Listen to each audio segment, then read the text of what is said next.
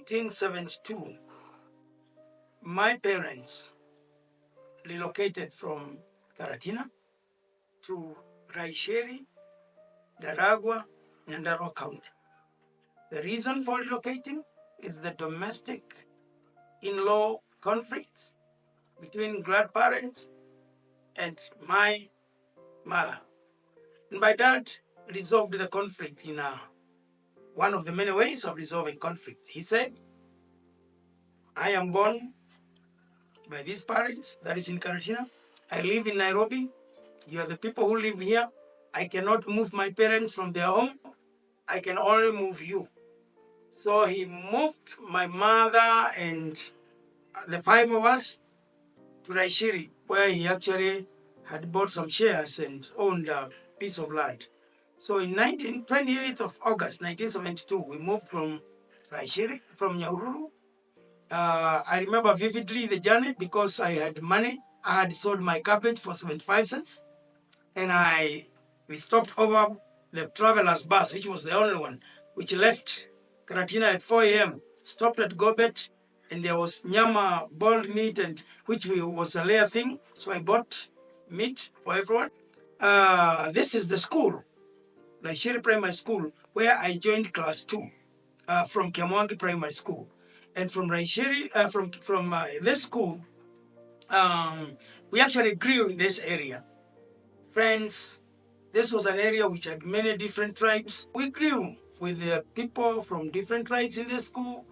We didn't know the tribal discriminations or those issues that we normally have today, conflicts that result from tribes. All we knew is that we were Kenyans, we were all from Raishiri, and we were going to the same school. We shared, I remember some of the families here, we even shared a mango.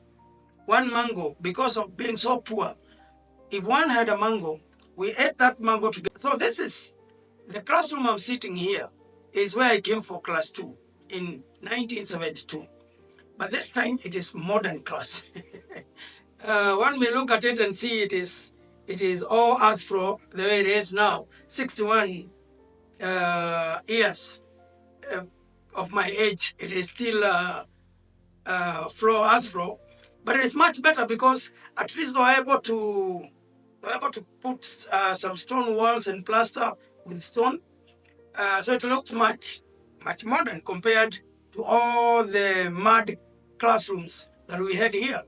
But this school brings a lot of fond memories to me. Our headmaster was called Mr. Munyiri Thagana.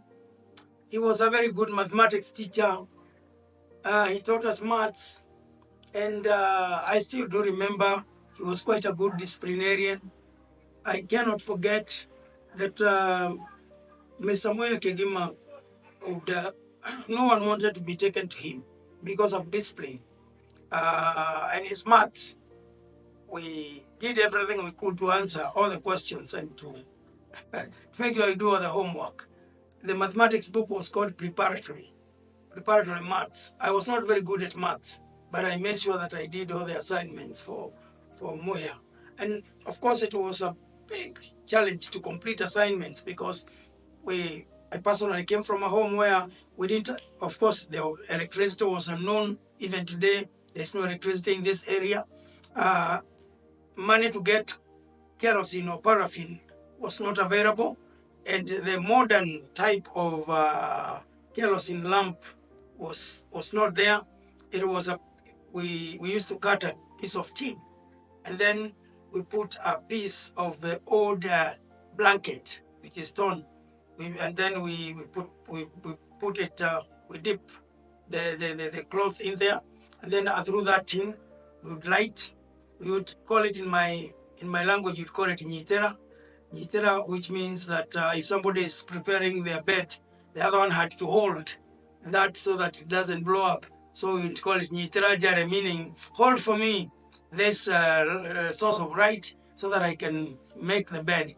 So that's what we used to study, and dip our legs in cold water so that we don't sleep, because we believed that education would help us kick poverty out. During the school holidays, we would all gather here, those from the secondary schools, those from primary schools, the candidates, and we would help each other The one who understands one subject helps the other one. And I do remember that in this school I was performing well from the day I got into this class 2 in 1972, all through class 3, class 4. That time we were paying school fees 20 shillings. And we got very good receipts, yellow receipts, government receipts. And the president was the first president of Kenya, Mzee Jomo Kenyatta. And I do remember the day he died. The president died and it was announced. We were here. It was in August. It was during the holiday. We were studying and we panicked because we had heard that the president will never die. We were hearing very mysterious things about him. It was a criminal offense even to think of him having died or leave alone talk about it or imagine. So we panicked. The whole of this place, we panicked when we got the news. And I worried so much. Surprisingly, that contributed also to my poor performance in Kenya Certificate of Primary Education, plus the pressure that had been put on me to perform, plus the fact that I wanted to kick poverty out of our home, all that academic pressure. And when he was dying, when the president was dying, I was in class six that time, and I had to repeat so that I sit for the exam, the certificate, Kenya Certificate of Primary Education in 1978, right here. And I didn't perform well. And so I could not qualify for a national school. I could not qualify for what we used to call provincial schools. I qualified for a district school. District schools were usually day schools, upcoming schools, schools that had no trained teacher. All the teachers were untrained. Schools that did not have enough ratio of student-teacher ratio. Schools that had not been built. So I ended up in Leshao Secondary School, a day school. And when I ended up in Leshao Secondary School, my mother, who was actually responsible for helping us find school because my dad was staying in the city and he knew very little about what was happening. So my mother went and talked to her aunt, the late Mrs. Mama Gishuru, or Mrs. Gishuru, who was a teacher at Gaidavia Secondary School, and her home was very near Gaidavia. And so they talked, and then they agreed that I could be staying with her and going to the shower. I did that for a short time. It was too far away to walk every morning back and forth. So when my dad came home and I told him how difficult it was for me to make it to the shower, and he said, well, I could get you a friend of mine called Kanyere, and his family could host you. They hosted me at a place called Kwajora or Nyahururu Farmers. And so that I used to stay there. Well, life there was different. It was difficult. It was also far from Leshao. But to live with other families, a woman who had also her children who were younger, life was very, very difficult. Very, very difficult. And you had to really work for your meal.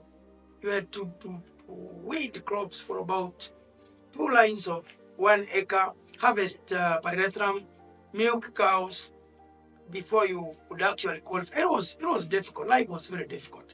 And of course, if you did not do those calls or those jobs in the evening, sometimes morning, that meant you didn't qualify for a meal. And those are stories that I remember. As much as they helped me build hard work and discipline, they also made me feel like it is like I would like to think twice before I put my children to stay with another family, and they are all needy. So it was a very difficult moment. And so when I shared, actually I think I reached a point where I felt like I could not make it to continue with the studies in Leshao coming from the family. So I told my dad again, I think I was prepared to either quit that school or whichever option. So I was told the only option is you go find a place where you can stay. and we will pay school fees. So I eventually landed in Mutanga. Mutanga is a small shopping center next to the Chao Secondary School. In front were tailors. There was a tailor called Matidi, and his daughter was my classmate in Lichao. In front were shops. So behind the shopping, the shops, the shopping center, the houses that are usually built behind, they belong to Mazingira Cooperative. And so I rented a room there and I stayed in that room. In that room is where my brother Chris came when he joined Richao, and we stayed together.